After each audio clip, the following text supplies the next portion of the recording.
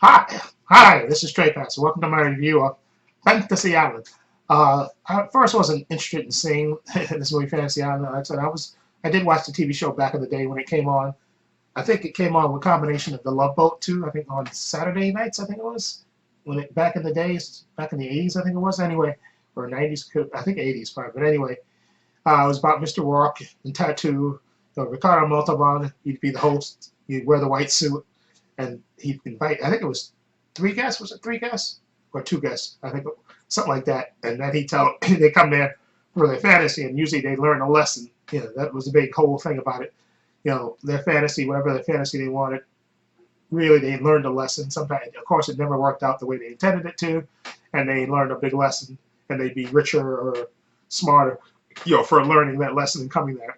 And basically, that's what it was. It's sort of like an Aesop fable type of thing, where they come, and the fantasy wasn't quite what they expected it to be, and they learned a lesson and they moved on, and they thank Mr. Rourke at the end, and they go off. And what I used to love about it is that at the beginning of it, Mr. Rourke, you know, he he'd be telling the tattoo about the guests and all that stuff, and said things. He have a drink, and those things are not gonna quite work out the way they want it to. He give us this kind of ominous look, and then go, oh yeah, never mind, and then cheers the guests, raise the glass to the guests and stuff. And I always thought that was extremely funny. And then later they kind of Fantasy Island got kind of weird. I know Mr. Rourke, I think he even battled the devil, I think, and as it got along, Mr. Rourke got powers. As it went along, it got kind of sillier. Mr. Rourke got powers, and then he even got. I remember I think he battled the devil for Fantasy Island. I think that was an episode like that.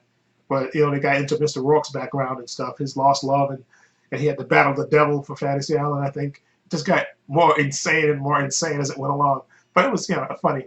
So when I heard they were making a movie about it, and I saw the trailer, I said, okay, well, you know. And then I found out Blumhouse is doing it, and then Blumhouse will put their own horror spin on it, which kind of makes sense in a way because the people on Fantasy Island the fantasies never quite lived up to the way they wanted to. At least initially they would, but then eventually it goes south and they learn a lesson. But in this one, it takes a kind of a horror spin. And this cast includes Lucy Hale, Maggie Q, Michael Pena is Mr. Rourke, okay, and you got Michael Rooker's in here, Kim Coates is in this, and a bunch of other actors in this.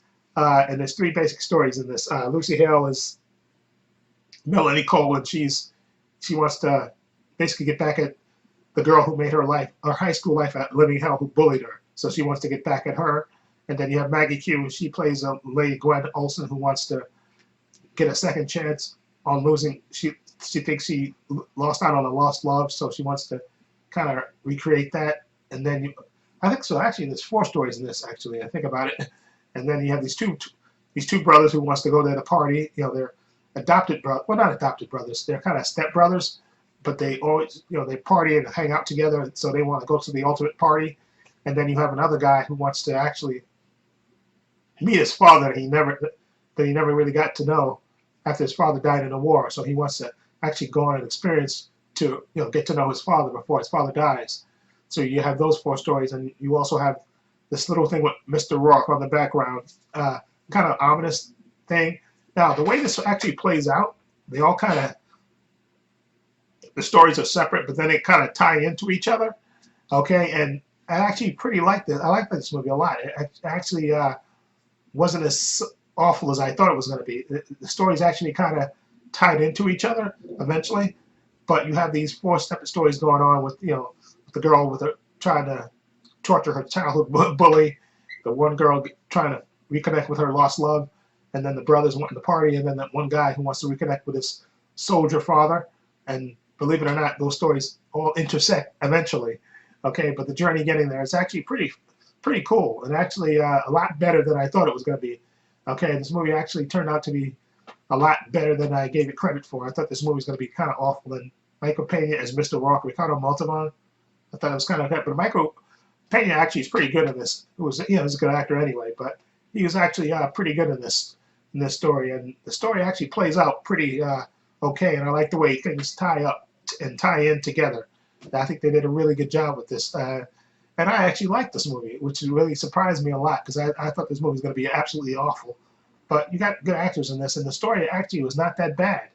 Okay, and it actually, I like the way it played out and the way the stories all tied in together. That they did a really good job with that. So this was kind of unexpected to me. I thought this movie was going to be awful, but it's actually a pretty decent movie. So overall, I'm gonna give Fantasy Island, the movie version, I'm gonna give it a I'm gonna give it a 7.